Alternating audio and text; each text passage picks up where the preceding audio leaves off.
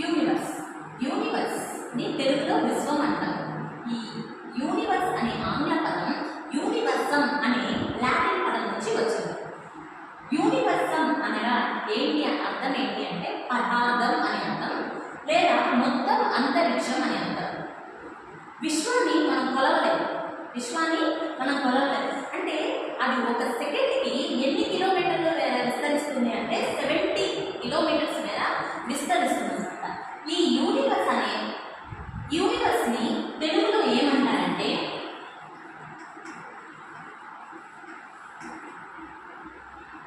విశ్వం.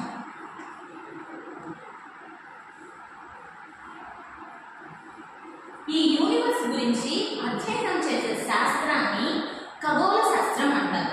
దాన్ని ఇంగ్లీష్లో ఏమంటారంటే ఆస్ట్రానమీ అంటారు. ఏమంటారు? ఆస్ట్రానమీ.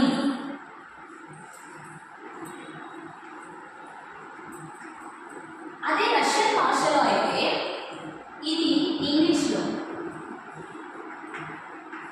అదే రష్యన్లో అయితే